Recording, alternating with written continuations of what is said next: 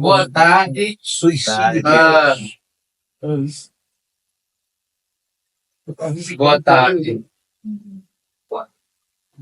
Meu nome é Renan, creio que todos ou quase todos aqui me conhecem. Eu sou secretário-geral do Instituto Histórico e Geográfico do Rio Grande do Norte. No momento eu estou fazendo às vezes de presidente, porque a presidente Joventina Simões Oliveira, por motivos alheios à vontade dela, não pôde vir. Dando continuidade às nossas quintas culturais, a palestra de hoje será apresentada pelo professor Francisco Galvão, de Canguaretama. Professor Francisco Galvão é pesquisador e escritor reconhecido, tem obras sobre a cidade, e hoje ele vai falar sobre o Fortim da Barra, que é uma construção que está sendo resgatada recentemente, mas que, acredita-se, é anterior ao Forte dos Seis Magos. Com a palavra, o professor Francisco Galvão. Boa tarde. Eu acho que está captando bem o som aí. Tá bom. Tá tendo muito gostoso. Isso. O que a gente vou fazer aqui, quando foi construído isso aqui, era para ser sem o som. E está tão aconchegante hoje, né, com a plateia assim, tão bem escolhida, que eu prefiro falar assim. Para mim, eu acho bem melhor. E eu desocupo as mãos, tá bom? Eu gosto muito de gesticular também. Fico muito feliz de receber todos vocês aqui. E a gente vai falar que aparentemente é um tema polêmico, mas não se trata disso, né? O Fortim da Barra. Existem outros, né? Outras vamos dizer, praças de fortificações no Rio Grande do Norte que estão muito esquecidas e houve essa oportunidade e Joventina me pediu para falar. Originalmente,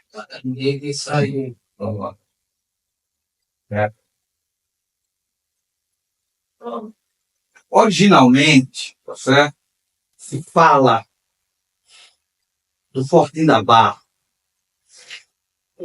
como uma construção francesa. Teriam sido os marinheiros franceses de Dunkerque.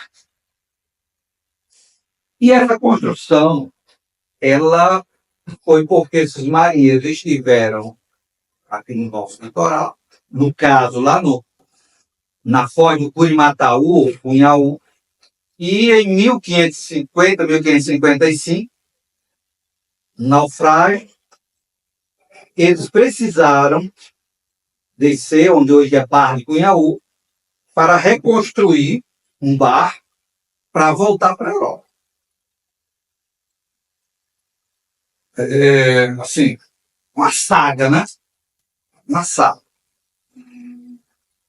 E as fontes disso? Isso é um grande complicador. Porque a gente vem de uma tradição de história, de se escrever sem se preocupar com as fontes. E assim, o que a gente tem muito, isso eu digo com grande respeito, muita gente escreve hoje, ainda hoje, por uma informação que se tem, que fulano disse isso. E a gente vem escrever. O que, na verdade, eu trago hoje é muito mais a curiosidade do fato do que as evidências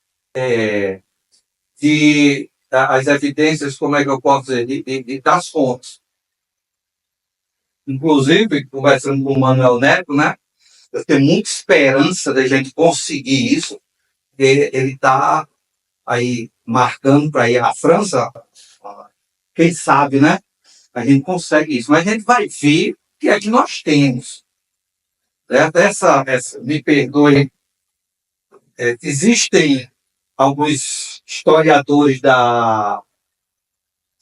do Exército que falam sobre essas praças de guerra no Rio Grande do Norte. São 3 autores, me perdoe aqui de memória, eu não guardei isso, peço as desculpas, as devidas desculpas, mas é o básico que a gente tem hoje. Mas eu quero ir mais além nisso, né? E a gente tem aí o Forte da Barra, que seria aqui, Barra de Cunhaú. Não sei se vocês conhecem Barra de Cunhaú. Esse pontinho aqui, ó, certo? Está aí. Aqui tem uma falésia, certo? Uma casa de veraneio, uma rua e outra casa de veraneio na beira da praia. Casa grande, né? Toda de pedra, muito bonita. E é a localização mais própria que nós tivemos, né, desse forte, desse fortinho, seja lá como é chamado, né? Que tem assim, em uma tradição, se diz que o forte ele tem as armas e a tropa. Desculpa, a fortaleza. A tropa e as armas estão lá. O forte tem as armas, mas não tem a tropa. E o fortinho é só a construção onde, né, a tropa vai para lá quando necessário. Não, não sei até que ponto isso é legítimo, procurei sobre isso, mas é muito, assim, o que é um forte, um fortinho. Então, a gente percebe que o fortinho seria o menor de todos, certo? Aliás, menor de todo inteiro, né? E menor de todo seria uma paliçada, né? Mas aí a gente não trataria da construção em si, ele não teria sobrado até hoje, tá bom? Mas esse aqui é o Rio Cunhaú, o Imataú, certo? Lá ao fundo estão os manguezais, aqui a Restinga, essas dunas aqui, e aqui a entrada da Barra de Cunhaú, certo?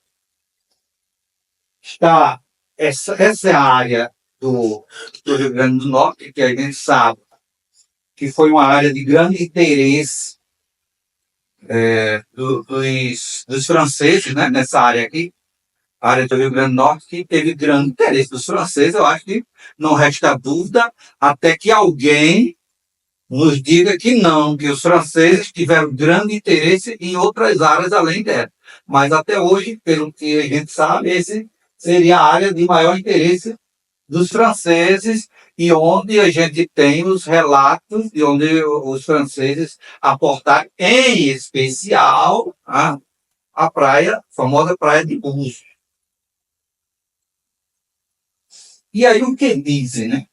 A história tradicional, aí vão colocar como história tradicional, e assim, se passou do boca a boca, certo?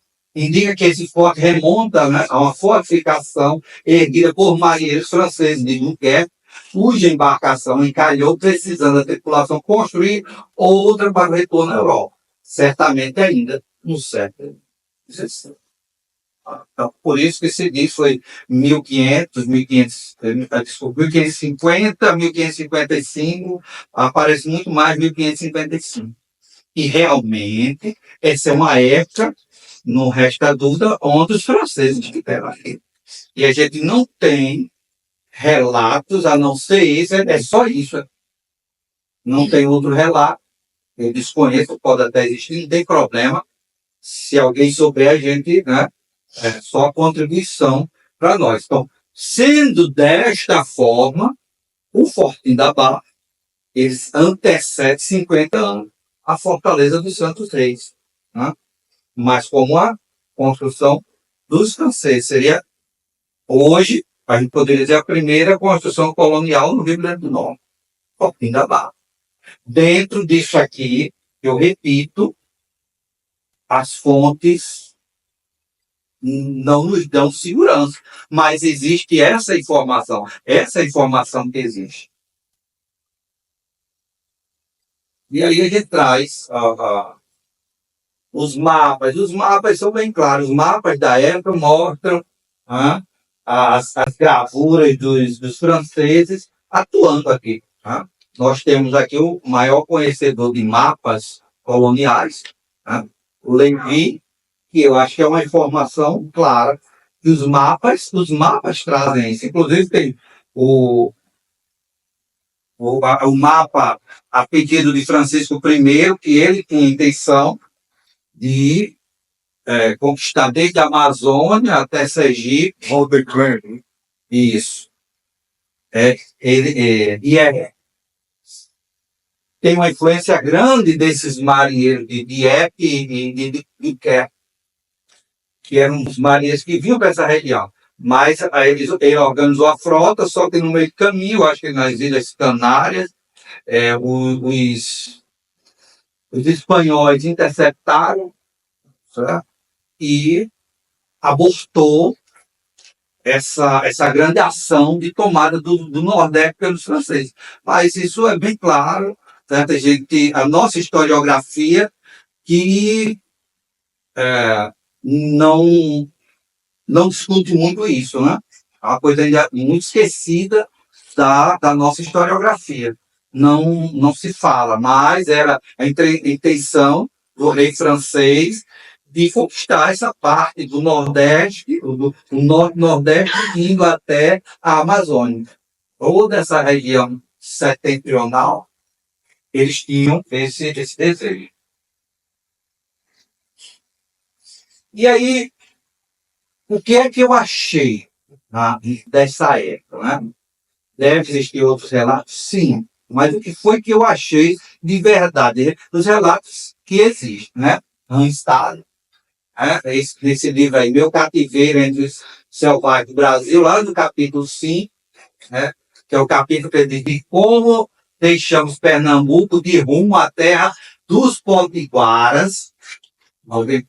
Lá no original, no PV da Potiguares, eu traduzi para o nosso linguajar hoje. Né?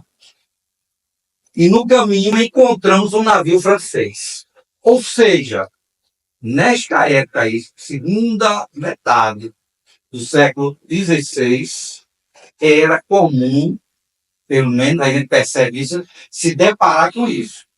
E olha o que ele diz, que é Randstad, até você não, mas Randstad foi lá de São Paulo, naquela região. Ele esteve primeiro aqui. Né? E aqui ele estava voltando para a Europa, ele vai sair de Olinda, né? Ele, saindo de Olinda, velejando uns 40 milhas até um porto na terra dos Potiguaras. E essa terra dos Potiguaras? Que aí é que está essa questão dos limites e tal.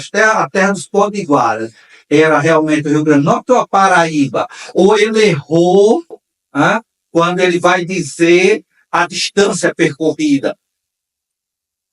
Mas ele diz aqui, onde pretendíamos carregar o navio com pau-brasil e mercadejar com os indígenas outras provisões.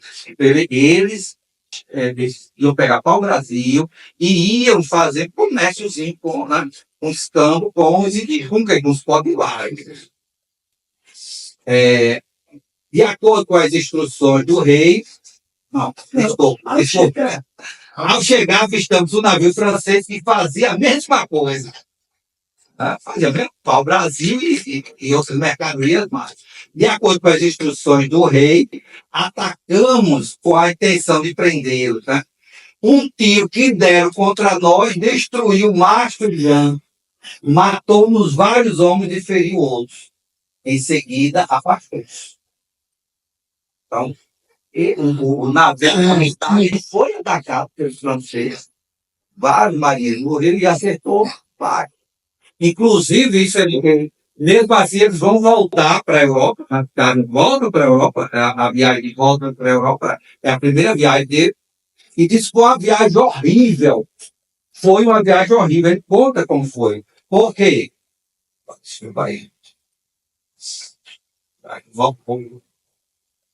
quê? Porque ele voltou nessas condições. Eu acredito que esse que eles chamam aí, das coisas que ele ia pegar com os indígenas, não pegou. Ia pegar alimento para a viagem. E foi uma viagem horrível. Então, a gente percebe que tem isso, que percebe que a coisa não era brincadeira, né? Havia era muito violento. Então, o navio francês não perguntou nada, não. Tá? E aqui, a gente percebe no mapa, aqui, ó, aparece aqui os franceses, né, pegando para o Brasil junto com os indígenas, o cara está armado aí. Então, era algo extremamente violento. Por isso que os caras, quando voltando, né, os marinheiros, quando estiverem em Barra de Cunhaú, né, eles estavam, o navio encalhou lá e disse, rapaz, a gente tem que construir aqui alguma coisa, porque senão vão nos pegar. Então, porque os caras, mas para que os caras iam construir, faz um fortinho aí que não tinha nada a ver. Aí está bem claro como era a situação da época. E aí o André de TV, que também diz alguma coisa, né? Ele disse, havia uma grande concentração de franceses no Porto de Búzios, muitos deles unidos a mulheres potiguaras. A presença francesa na região cessou com a chegada de tropas sob o comando do capitão-mor da capitania de Pernambuco, Manuel Mascarenhas. E aí, isso nos abre espaço também para pensar uma coisa que eu acho muito legal, né? João Lostal Navarro, ninguém sabe como ele chegou, não estaria aqui, seria um desses, que estaria lá no Porto de Búzios, onde ele vai ser dono de Sés Maria, é exatamente ali. Ele já chegou por lá, ficou, e ele se dizia francês. Ele se dizia francês, né? Os documentos dizem, inclusive o primeiro documento que fala sobre ele, acho que é 1606 ou 1600, mas é por aí, 602, né? O documento fala, e coloca o nome dele como Lostal, né? Lostal, diz que ele é francês e vivia, e que ele já seria idoso e tal, né? Então não estaria, entende? E por que eu falando com o João Felipe da Trindade, né? E ele discute muito sobre a esposa de João Lostal Navarro. Como assim, Luzia da Mota, se o documento está Luiz da Mota, não seria a esposa de João Lostal, aí? Então, assim, com isso aqui também, a gente abre para muitas outras discussões. Como a nossa história ainda é muito nebulosa. E ainda mais se pensando que isso a gente já tem mais de 450 anos. E o que a gente tem hoje seria a interpretação das fontes, se as encontrarmos. Se as encontrarmos. Então, fica aí nas lendas, né? Aí essa imagem do TV que mostra, né, a exploração do pau-brasil. Gabriel Soares de Souza, aí ele faz a referência exatamente a Barra de Cunhaú, né, no Tratado Descritivo do Brasil, 1587. Ele diz, no caso ele coloca aí o topono, né, da época, ele fala Guaramataí, que é Curimataú, Cunhaú. De lá ao rio Camaraty, que é Camaratuba, que hoje está na Paraíba, mas até 1611 era capitania do Rio Grande do Norte. São 2 léguas, o qual está em 6 graus em 4. Aí, e entre um rio e outro está a enseada de Araticaba, Bahia Formosa, onde 2 arrecifes para dentro entram as naus francesas e fazem devagar. Então, a gente percebe, claro, as fontes são raras, são minguadas, só tem isso aqui.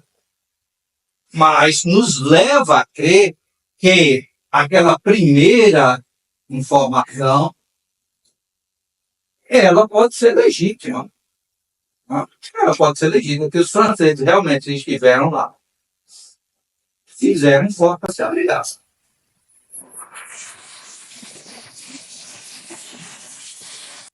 E é aqui, ó. Esse aqui é o rio Curimataú, né? A entrada dele, que é a boca da mata, né? E o rio entra para cá, porque ele disse que se entrava por aí, por essa região, para, né? E fazer comércio com os indígenas. Qual era a tribo mais próxima aqui, né? Na minha cabeça era Vila Flor, que existia, né? No mapa que eu falei aí da grande invasão francesa para cá, está lá Ramació. E depois, nos mapas portugueses, ou nas fontes portuguesas, ele vai aparecer como Gramació. Tá? Mas antes está lá Ramació. E Ramació é um sobrenome europeu, hoje bastante encontrado na Itália. Existe uma boa quantidade de italianos com esse sobrenome Ramació, com o I no final. No mapa está Ramaciote, né? E isso parece que foi aportuguesado como Gramació, que é um nome indígena. E aí a gente fica na dúvida. Isso era porque existiu alguém, algum francês, ou sei lá, qualquer nação, chamado Ramació, e colocaram porque ele fazia comércio com os indígenas naquele local, ou porque era Gramació e eles erraram a grafia. Isso acontece muito no período holandês, né? O Rolosbar, o Rolobaru, a gente vê muito essa grafia toda, né? Misturada, difícil de você interpretar. Seria isso? Então, são as dúvidas que nós temos, mas de uma história belíssima. Tá? E isso aqui é o estuário do Cunhaú. Passando aí, o Jean de Lery não diz nada. Essas são as fontes principais dos franceses que eu procurei. Não encontrei, se existe, né? Eu não achei em Lery. O Lery, eu não achei. Infelizmente, não tem nada sobre os franceses nessa região. E aqui está a Foz do Pinhaú.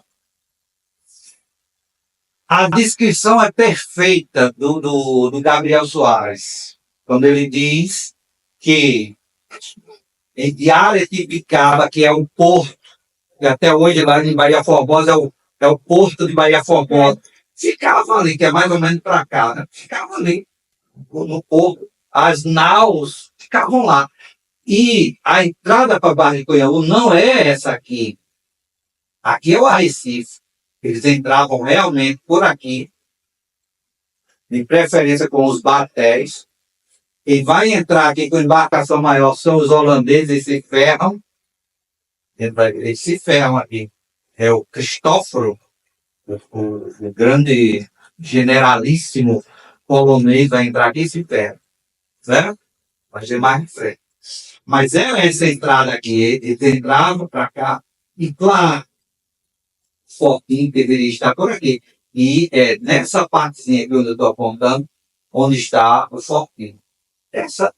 Nesse ponto, não tem erro, é o melhor ponto para você proteger a entrada.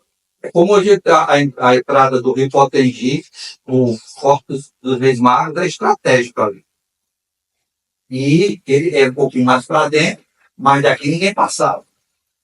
Até porque eu acho que se fizesse nessa parte aqui, não daria muito resultado.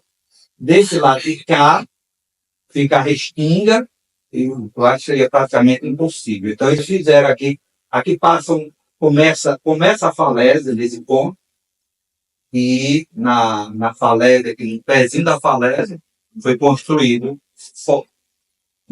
que eu acho assim que foi um esforço fantástico. Tá? Aquele um pequeno agrupamento de homens que deveriam ter, que tal, seiam. Não existe essa forma, mas 50 homens, 60 homens, 100 homens que estavam nessa nau que encalhou, fazer um fortinho nesse ponto aqui. Pedras monstruosas para fazer esse ponto. Mas aqui essa imagem belíssima, a gente percebe. E essa imagem, é claro que ela é uma imagem atual. Certo? Aqui esse bando de areia, ele é bem atual. Nós não tínhamos, pelo menos, agora no século XX, eu não tenho notícia desse banco de areia. E esse banco de areia talvez tenha sido propício devido a uma suposta unida, né? Isso aqui? Aí vamos aqui. Teria sido na Segunda Guerra Mundial, teria sido aberto, na verdade, aqui, pelos militares, para facilitar a entrada de barcos da Marinha de fiscalização na Barquinha. Não encontrei nenhum documento, isso é da tradição oral em Barquinha em 1945, quando eles estiveram realmente em Barquinha. E por causa disso mudou, e aí nós tivemos agora, de 5 anos para cá, essa mudança repentina aparecendo nesse banco de areia. Aí aqui a gente aparece, essa foto foi que eu consegui, ela não é nem uma foto mais recente, está tudo cheio de barraquinha no meio da praia ainda, né? E eu achei essa foto, que na verdade já é quase uma relíquia. Tá aqui, ela foi feita de cima da falésia, de Barquinhão. E aqui está, olha o fortinho aqui. Tá vendo? O fortinho está onde? No pé da falésia. Tá? Só que isso hoje é uma casa de veraneio. Feita com as pedras do fortinho da barra.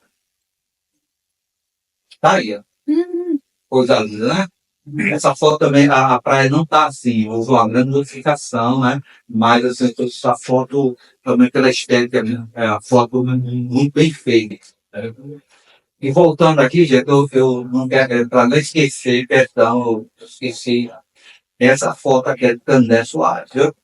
Isso aí, esse registro tem que fazer. As outras fotos, essa foto eu não sei quem fez, não deu para investigar, nem essa outra aqui. Mas observem quanta pedra aqui, ó. Né? E por trás dessa outra casa, existe mais outra casa de veraneio, essa aqui é da família Pilarim, e a outra da família Calafante, feita com as pedras. Eu conversei com o pessoal da família, e lá realmente foi achado algumas coisas, mas era um arquiteto do Rio de Janeiro que levou para lá e hoje a gente não tem mais como localizar nem catalogar o que foi achado aqui. Certo? Bom. E aqui as fotos antigas. A gente vê aqui a abundância de pedras nessa área. Foto de 1928, Barra Pinhaú. Exatamente aqui. Aqui tem a Restinga, está passando do outro lado, e aqui começa já uma parte do manguezal. Né? Pessoal, eu acredito que esse aqui é a família Araújo Lima, que é originalmente goianinha, mas eles compraram um engenho Cunhaú nessa época aqui, 1924 a 1930, ainda há alguma dúvida, que eles compraram a Fabrício Maranhão. Fabrício Maranhão era padrinho de Otávio Lima, Otávio de Araújo Lima. Né? E eles compraram, então, o engenho Cunhaú. E quem tinha uma máquina fotográfica na época era realmente os Araújo Lima. Eles fizeram muitas fotos. Certo? E essa é uma das fotos. Povo chique na beira da praia, olha como é que o povo ia, né? Certo? muito bem arrumado na beira da praia. Né? Isso aqui parece ser pela manhã, é uma foto que eu acho que é pela manhã, por essa sombra aqui que eu estou vendo. Né? Não tenho certeza, mas depois aí tem que observar isso, ou à tarde. Mas vejam bem, é uma foto antiga que eu consegui, a gente vê aqui essas pedras, que deve ter sido o restante da pedreira do Fortinho da Barra que ficou na beira da praia. E, na verdade, é como se essa foto alguém fez na parede do Fortinho, né? De costa do Fortinho fez essa foto. E essa outra aqui. Essa pedra ainda existe lá. Essa pedra ainda existe lá. E, mais uma vez, o pessoal ia bem vestido, né? Bem vestido. Né? Todo mundo de chapéu, não tinha protetor solar, então o chapéu era excelente. E muito bem vestido. Essa pedra ainda existe. Claro, o movimento da maré às vezes chega até a cobrir ela, em outros momentos ela aparece mais. Não pude identificar quem são as pessoas dessa foto, mas também eu ligo a mesma câmera fotográfica que era única e a gente tem uma coleção fantástica de fotos. Eu acredito que pelo menos 50 fotos dessa época tem. Pode ter sido outras que se perderam. Otávio Lima faleceu em 1950, 1955, e ele nasceu, se não me engano, em 1900. Então, nessa época, ele já tinha seus 30 anos e fez essas fotos aí. Né? Ele foi prefeito em Tanguaretama durante o período de Getúlio Vargas e era um cara muito interessado em fotografia. As fotos dessa época são todas que eu conheço feitas pela câmera dele. E aqui o Fortinho no contexto holandês. Aqui, essa descrição, para mim, é do contexto holandês. E não do contexto francês, quando ele diz descrito como uma fortificação quadrangular com muros duplos de pelo menos 3 metros e cercada por uma paliçada localizada na encosta de uma falésia à margem esquerda do rio. Para mim, isso aí é do período holandês, e não do período francês, essa descrição. E aí, a gente tem esse carinha aqui, que é o Matias de Albuquerque, ele comandou o forte. O forte tinha 10 canhões, 11 barris de pólvora e 2 arcabuzes, sendo guarnecido por um destacamento de pelo menos 27 homens sob o comando do capitão Álvaro Fragoso de Albuquerque e Matias de Albuquerque. Todos da família tinha algo.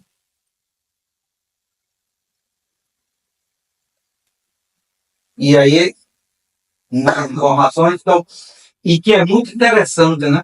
Porque os holandeses, eles tomaram o Natal, quando chegaram aqui, daqui eles vão para Ferreiro Porto, Potengi, né? Conquistam isso aqui. Em dezembro, eles tomam forte, e eu não tenho essa informação com segurança, mas eu acredito que entre dezembro e janeiro eles tomam o Ferreiro Porto. Já tomaram. Estava com o Rio Grande do Norte nas mãos? Não. Não estava com o Rio Grande do Norte nas mãos. Por quê? Tinha Cunhaú. E para chegar a Cunhaú, teria que tomar o Fortinho da Barra. E aí é um dos capítulos de violência, né, dos mais terríveis, porque foram 3 ataques feitos ao Fortinho da Barra para tomar o Fortinho. Tanto que isso só vai se concretizar quase um ano depois. Porque Natal estava tomado em dezembro, e aí eles fazem 2 ataques em abril, não conseguem êxito e eles só vão conseguir realmente tomar o Fortim, tá? Em outubro. Então está aqui, e a história que todo mundo sabe, Natal foi tomada em dezembro de 1633. Mas Cunhaú continuava e ficou até outubro de 37. Sendo defendido com o Fortim da Barra. Agora é interessante, e eu acho que foi por isso que Olavo de Medeiros diz que esse fortim foi construído em 1634. Por quê? Quando os espiões, né, holandeses passaram pegando informações do Rio Grande do Norte, não cite Fortim da Barra. Né? Queria que, se possível, Levi me lembrasse do Verdon, né? Verdon, que ele não fala sobre 1630, ele passa pegando as informações, mas não cita Fortim da Barra. Né? Não se sabe por quê. Mas também Henrique não fala da igreja de Cunhaú. Né? Aí a gente não sabe, é um vazio que ficou. E aí eu acredito que por isso eu tenho que dizer a vocês que Olavo de Medeiros, que é um cara respeitar, cara bom, que eu acredito e que ele, né, fazia trabalho bem feito. Ele diz que esse Fortim é de 1634. Certo? Isso aí eu não vou esconder, porque é da minha pesquisa e tal, não, mas existe isso. E para mim é muito difícil contestar, né, o Olavo de Medeiros, eu sou sincero nisso aí. Mas eu acredito que ele tem essa posição por causa que ele não encontrou lá em Bertol. Mas está aí. Então o engenho Cunhaú ele vai ficar sobrevivendo com a família Albuquerque Maranhão. A família Albuquerque Maranhão, né, vai ainda lutar até outubro, e quando o Fortim cai e o Rio Grande do Norte, então, está entregue. Então, o marco da conquista mesmo é Fortim da Barra. Certo? Conquistou o Rio Grande do Norte quando conquistou Fortim da Barra. Senão ainda estava até hoje brigando. E não entrava no Pinhal. Foi não, Levi. É o Christopher Artschau. E ele, inclusive, ele vai entrar, diz que entra com um navio, e o navio vai naufragar na saída. Certo? E aí eu peguei, pelo que eu vi, o que acontece? Era a questão da maré. Tá? E eles não tinham esse conhecimento, pegaram uma maré baixa e o navio encalhou e eles perderam aqui. Eles vão perder tudo que eles conseguiram tirar do Fortim. Certo? É complicado, né? Me perdoe. Só quando eu leio que eu lembro o nome. Artichofle, um monte de variantes. E aqui no Fortim da Barra não encontrei relatos de uso depois de 1634. De 1634 até hoje, o uso que tem, que eu posso dizer, é a casa de veraneio. Ficou as areias do templo simplesmente apagaram. O que a gente tem é isso aí. E 2 residências de veraneio e uma rua que passa sobre Fortim. Estreito. A rua estreitinha, que foi alargada, acho que em 1990, 91, 90, por aí, foi alargada, né? Na época, na verdade, duplicou a rua, que era bem estreitinha. Terminava ali, Cunhaú. Exatamente, Barra Cunhaú terminava ali. E ninguém desconfiava que ali era o Fortim. Eu acho que até assim, não quero chamar ninguém de ignorante, né? Mas o cara que construiu a casa ali, né? Ele não construiu sabendo disso, né? Não existia essa informação. E ele simplesmente fez, depois outro foi e fez atrás, aproveitando as pedras, então até hoje é o que temos. Certo? E aí, estudando o Fortim da Barra, a gente encontra a história do Rio Grande do Norte. Mais uma vez, todo mundo que for falar aqui da história do Rio Grande do Norte vai se deparar com isso aqui. Mais uma página de violência. Qual é capítulo da nossa história que não tem violência? Como é incrível essa violência na nossa história. Você vê como era a luta dos franceses, extremamente violenta. Quando a gente se depara com os holandeses, extremamente mais violência ainda. Aí você faz, então pronto, a gente expulsou os holandeses, estamos tranquilos. Guerra do Bárbaro. Guerra do Bárbaro. Mais outro capítulo extremamente violento, que mesmo depois de terminar a Guerra do Bárbaro, essa violência ela continua. Então, a história, a gente pode contar hoje a história do Rio Grande do Norte, né, através do viés da violência. Que, queira ou não, né, Natal na Segunda Guerra Mundial, né, mesmo que a guerra não tenha, mas acontece num contexto de guerra. Aí você sai disso aí, mas se eu só vou pegar a história política do Rio Grande do Norte, história extremamente violenta. Diga-se de passagem, a família Faria, que a gente vai pegar intentona comunista, extremamente violenta. A gente vai pegar, vamos pular para o golpe militar, extremamente violento, e tem gente aqui que ninguém sabe nem onde foi enterrado. Tá? E a gente fala pouco disso. Tá? Nós nos acostumamos a querer deixar de lado essa violência, mas a gente tem aqui, desde o século XVI até hoje, uma história de violência. Em todos os capítulos da história do Rio Grande do Norte, apresenta violência e a gente não fala desse assunto de violência. Então, eu acho que está aqui já exatamente 17h40, sempre a gente deixa aí, não deixar para a última hora, a orientação que a gente tem pelo menos de 20 a 15 minutos de discussão, que eu acho que é a parte mais gostosa aqui da apresentação, e eu fiz aqui o mais rápido possível também para a gente discutir sobre isso. E não só comigo, porque aqui a gente tem gente boa demais para conversar do assunto. Mas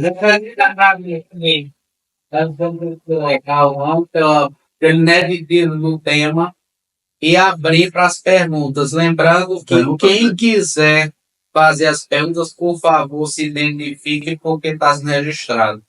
Não. Cascudo esse É. Identifique, rapaz. Ricardo. Ricardo, ele fala sobre o Fortim, certo? Mas ele se detém ao período holandês. Ele conta toda essa história, todos os ataques. História do Rio Grande do Norte, ao período holandês, ele fala de todos esses ataques que o Fortim sofre, contando até detalhes de que foi salvo, porque os cães começaram a latir e os portugueses que se acordaram e lutaram e faltou pólvora e eles correram atrás dos holandeses na beira da praia, mas acabou a pólvora e eles, né? E aí tem outro momento que eles contam bem direitinho que houve assim degola de soldados, ele fala, Cascudo fala, mas se detém ao período holandês. Meu amigo Tiago Tadeu, Passa a palavra para o mestre da vida. professor Não, então, por favor. Não, é isso. Lembrando também, está sendo breves. Levi Pereira. Galvão, essa história provavelmente ainda será possível resgatar alguma materialidade desse evento, pelo menos o do holandês. O barco, ao bater na barreta, ele tinha canhões de ferro e afundou. Provavelmente, temos apenas que saber qual é a barreta, se é essa barreta que está abrindo agora em direção à Baía Formosa, ou a barreta ao norte, que foi provavelmente aberta a dinamite, né? Isso. E se uma pesquisa arqueológica submarina for feita por aí, provavelmente pode descobrir, digamos, restos deste barco e, entre eles, uma coisa que costuma ser muito são os canhões. Vamos ver se a gente consegue. O barco eu acho até difícil, porque essa madeira no nosso litoral, né?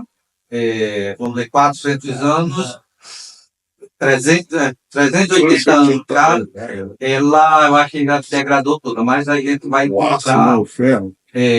os canhões ainda, dá para encontrar, né? E eu acho que é uma boa pedida realmente para se fazer esse trabalho, né? Bota Tadeu para fazer isso, que ele gosta muito de entrar em buraco. Meu amigo Thiago Tadeu, Um assunto curioso dele sobre Macaíba. Professor, a tradição oral é a tradição oral sobre o Fortinho da Barra, Sim. período francês. Mas houve alguém que escreveu sobre essa tradição oral? Não. O que a gente tem, eu já pedi desculpa aqui no início, certo? E foi culpa minha. Existem 3 autores que falam sobre as praças de guerra no Brasil, os fortes. Tá? E todas as fontes indicam ele.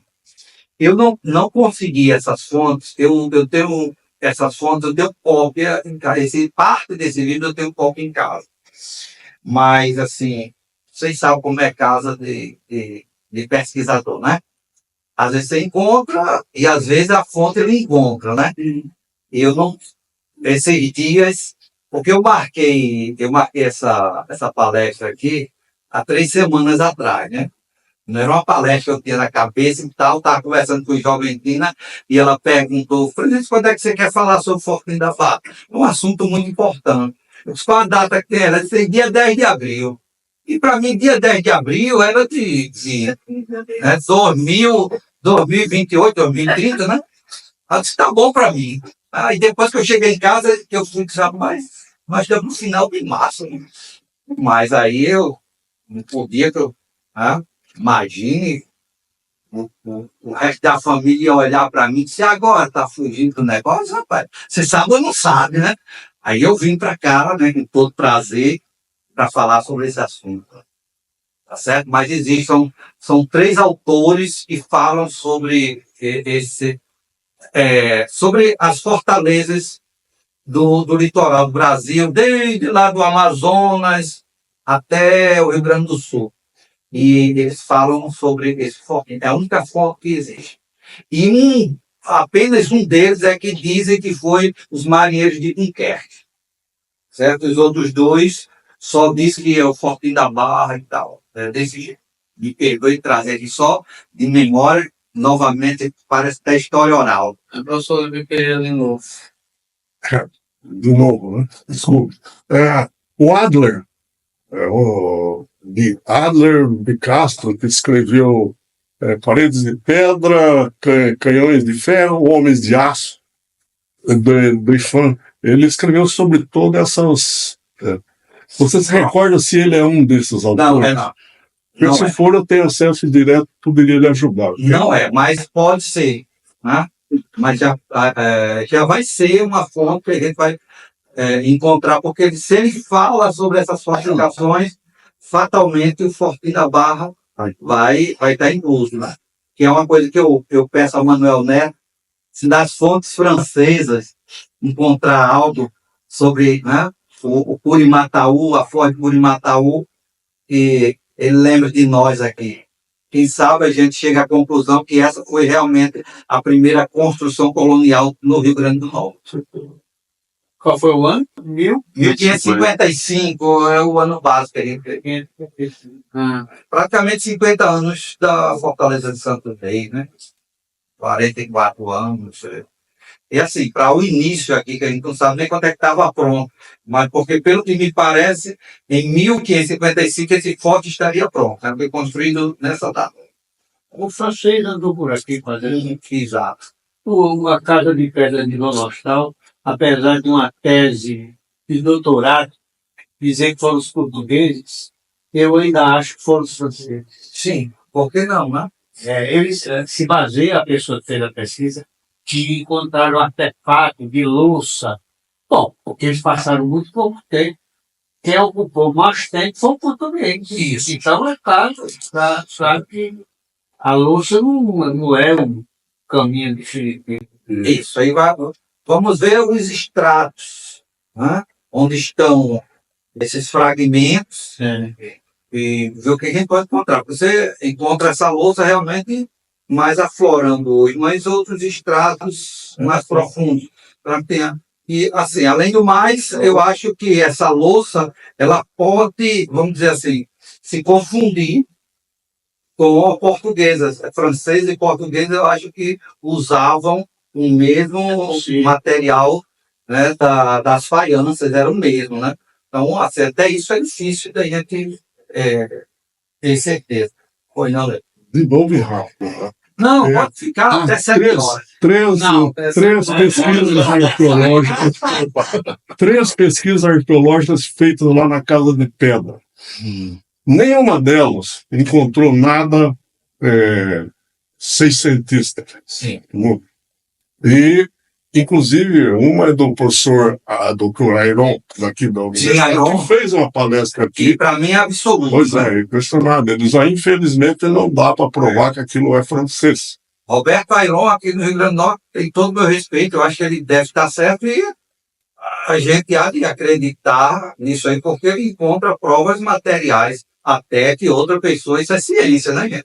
Até que outra pessoa venha a nos acalentar Isso. achando outra coisa. Mas por enquanto, Sobre esse daqui, ele não, ele fez na casa de João Lostal. João Lostal. Na casa. Me perdoe, alguém chama Lostão, eu prefiro ele tem Lostal. uns 8 nomes. Ou mais. Eu não É. sei. Eu parti do princípio do primeiro, né, que fizeram Lostal. Aí eu uso Perdão, Lostal. São João Lostão. São João Lostal. Que está na minha árvore genealógica como um torneio. Você é descendente de santo. Na minha também. Pronto, então somos parentes. Não por conta dele, eu acredito que deve ser da mulher dele. Também, que Eu acho mais viável. isso. A esposa dele ainda é uma grande dúvida dentro da Porque genealogia. depois a família Casa Grande, né? É Transformou- uma casa Os maior. descendentes são. É casa maior. É. Ah, Que eu não sei como dizer. Ela não era. isso era pela lógica Luzia da Mota, podia ser Dornelles. Mais alguém tem alguma pergunta? Assim, pode se identificar, por favor? É Taline, meu nome, e eu gostaria de saber onde é o Porto de Búzios. Porto de Búzios. Vamos ver se aqui a gente Como foi citado logo no começo. um mapa que tem aqui. Porto de Búzios é ali na Praia de Búzios. Você conhece a Praia de Búzios? Aquela coisa linda que tem, né? Ali tem que chama a Baía dos Golfinhos. Pronto. Tabatinga. Pronto. É aquela partezinha ali. Certo? Que faz assim como uma baíazinha. Não tem outro local para ser o Porto de Búzios ali, que eu sempre conheci como Porto de Búzios, né? Há 30 anos atrás, acampei ali para fazer uma viagem a pé pela beira da praia até Barra Pinhaú. Sem saber, sem conhecer João Lostal, nem ninguém. E eu, só por diversão, parei logo ali. Então, o Porto de Búzios é na atual Tabatinga. Tabatinga, isso, Tabatinga. Barra Tabatinga, porque tem um riozinho que sai lá, a barra seria isso, né? Ou pela questão porque barra vem de uma barreira, né? Seria isso. Então, barra de Cunhaú, você chega, tem um rio, e o rio é uma barreira para você passar, né? Então, se diz isso, um rio como uma barreira. Então, ali deveria ter. Na verdade, um porto deveria ser antes, onde é a baíazinha, né? O pessoal, às vezes, pega até surf lá. Pronto, mais um. Isso é Queria fazer referente aos índios. Qual era a relação dele com os índios, já que nós tínhamos a aldeia Catu ali próximo? Porque na Fortaleza houve um moído aí entre eles, né? Mas com os índios foi de boa, foi tranquilo. Essa questão, essa é a primeira, para saber sobre isso. E a segunda, quem vai fazer turismo no local, a gente conhece o quê? A casa, a pousada do forte. É lá, tal. Então, como é que a gente vai indicar para a gente falar essa questão para as pessoas que vão Certo. procurar a questão pedagógica? Ah, não, foi numa casa de verandaí. Como é que a gente consegue trabalhar nesse sentido? Ok. Primeiro, a aldeia Catu, ela não aparece nas fontes como aldeia até agora, até 1990, quando teve a campanha da Fraternidade, falou sobre os povos indígenas. Foi ali onde o pessoal de Catu disse: nós somos indígenas e vamos reivindicar esse direito de ser. Aquilo, a gente acha que as tribos se misturaram e tal, e ficou alguns vivendo lá não como indígenas. Eles foram viver como brancos, eram pequenos agricultores. Tal. Em 1990, houve esse desejo, porque minha avó era índia, minha bisavó era índia, não sei o que, tal. E a comunidade teve o desejo de se reconhecer como indígena. Certo? Nos mapas aparece Catu e Icatu, mas em relação ao rio. A tribo do Catu é de agora. Certo? Não existia. Nos mapas vão aparecer outros. Existem, inclusive, pesquisas arqueológicas de Nasser, que ele acha, naquela região, se não me engano, 18 locais que eram possíveis tribos indígenas. Tá? Isso aqui vai dar, nos relatos dos holandeses, que dá 14, por aí, as tribos indígenas. Tá? Parece que as coisas batem, mas não existiu 14. A questão da pousada do forte é que realmente, quando se falava em Barra do Cunhaú, o Fortinho da Barra, a pessoa dizia, lá no Pontal. Porque ninguém chegou para dizer, não. Porque eu fui para lá, inclusive, quando aquela pousada foi construída, Beto chegou para mim e disse, rapaz, isso vai ser Recanto da Mata. Eu disse, por que tu não bota a pousada do forte? Porque ali teve um fortinho. Aí ele comprou a ideia e ficou muito legal, né?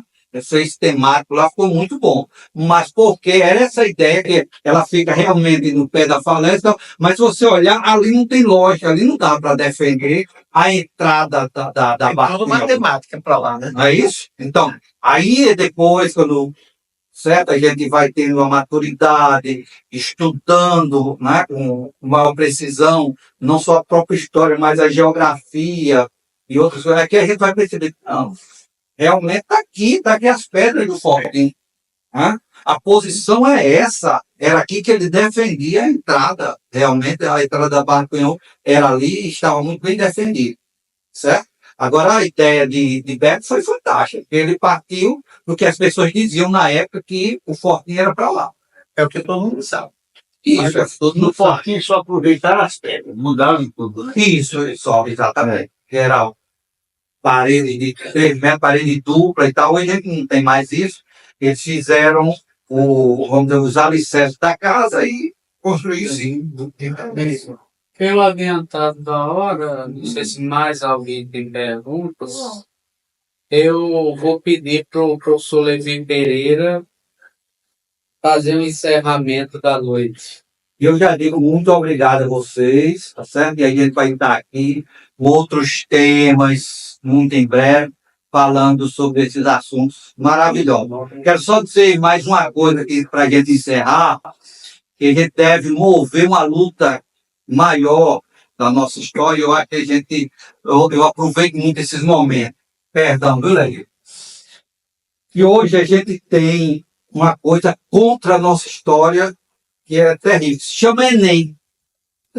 Tá certo? O Enem simplesmente destruiu a história do Rio Grande do Norte, a literatura do Rio Grande do Norte, a geografia do Rio Grande do Norte. Você não estuda mais a história do Rio Grande do Norte para fazer o Enem, não estuda mais geografia. Né? E a nossa literatura, então, acabou. Se a gente continuar com o Enem, qual vai ser a chance de eu encontrar uma questão, né, que fale sobre o professor Levi Pereira? Nenhum. Né? Não que ele não mereça, ele deveria ter, todo Enem deveria aparecer dele e de Manuel Nero, que sabem do assunto, mas não vai aparecer. Então, infelizmente, né, até mesmo os nossos escritores, quem é que vai, dos escritores de Natal do Rio Grande do Norte, quem é que vai aparecer, né, no Enem? Só cascudo. Só cascudo. Então, a Academia de Letras de Ceramirim, o escritor de lá não vai aparecer, porque não tem mais vestibular. A nossa literatura está se perdendo numa época em que a gente tem grandes escritores. Numa época que a gente tem... educação do Estado. Certo. Mas eu estou dizendo, porque existe, eu já discuti isso com outras pessoas, e existe possibilidade de mudança, sim. Porque se o Enem continuar, porque eles estão pensando até de não ter mais Enem, existe uma possibilidade de não ter. Mas a gente poderia fazer aqui, se você quer, as universidades podem fazer a nota do Enem 70%. Você fazer, então, um vestibular ou alguma coisa que tenha 30% com a nossa história, com a nossa literatura e com a nossa geografia. Vai ter um concurso do Estado. O concurso do E Estado vai cobrar. tem que cobrar. Vai cobrar. Certo? Que é da área da saúde. Uhum. Mas, pronto, a minha filha tem 30 anos, nunca estudou História do Rio Grande do Norte. Eu estudei, aí eu dei uma aula de História, porque eu fui aluna de Coquinho, né? De Zoboquinho. Eu não fui. Eu fui aluna de Zoboquinho. E eu, História do Rio Grande do Norte é meu fraco. Aí eu disse, filha, vai ser difícil. Eu vou ter que fazer uma audiência com Coquinho. Mas vocês entendem o perigo que nós passamos, que a gente está com essa grande efervescência, mas não chega realmente à população. Porque na Paraíba, até o 9º ano, eles estudam História da Paraíba. Pernambuco eu não sei, mas na Paraíba sim, mas no Rio Grande do Norte eles mataram. Mas fica a matéria aí para que vocês pensem, quem sabe ter uma palestra, seguramente não minha, mas de vocês sobre o assunto.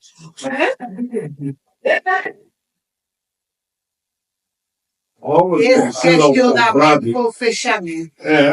Aqui, de vez em quando, nós temos excelentes palestras, mas palestras, digamos, que abordam bem história, sem imaginação, como você fez, isento. Meus parabéns, tá? Você que é um historiador isento e é o que nós precisamos. Imaginação não faz história. Bom, esse termo aqui, como já foi comentado aqui, é um tema inédito, né? Comentado, e, mais uma vez, parabéns por ter surgido isso aí e a forma como você que apresentou. Bom, e quero agradecer em nome aqui do Instituto a presença de todos vocês, confrades, amigos, né? Confrades da Bicom, e convidá-lo para a nossa próxima Quinta Cultural, que não será semana que vem, será na outra semana, daqui a 15 dias. 24. Um tema extremamente importante, interessante, que são os 500 anos de Camões, 500 anos do Lusíadas. É aquela Luísa Nobre? Sim. Socorro, Luísa Nobre. Então, eu convido a todos vocês, vai ser mais um assunto extremamente interessante, como hoje, um chamamento à nossa, digamos assim, lusitanidade, né? Todos nós temos, de alguma forma, uma conexão com Portugal muito forte, e teremos a oportunidade, então, na próxima quinta-feira, de ouvirmos um tema como esse, o Lusíadas. Então, Ela viveu 20 anos em Portugal e tem obras publicadas em Portugal. essa aqui, aqui lembrando que a apresentadora é uma pessoa excelente qualidade como mais. Olha, por favor, todo mundo aí pra bater foto. A foto aqui. Registrar isso. É até um pedido meu que vou falar aqui. Falar com meu assessor.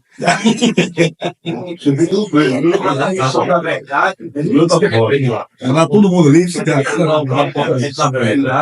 Eu digo, faltou uma foto da gente lá no foquinho. Sim. Vai lá. Bota esse cabo aí, liguei todo esse cabo. Aqui embaixo. Tira. Toma aí, capricha. Até os 32 daquela.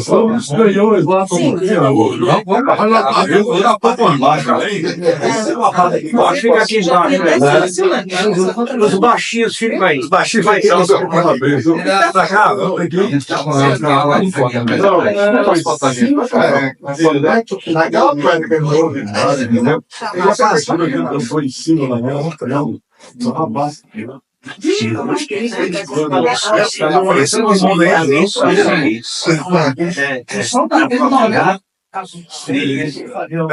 Cola mais a montaria. Dá. Tá só os doutores ali se acomodar. Quando eu olhar para lá, para o Deus, eu agradeço aí que ele me deu aí o passador de slides.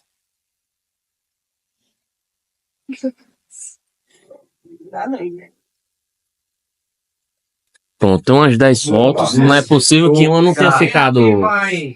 Passar meu. Essa foto aí é R$100, viu? Tá aqui, namorado.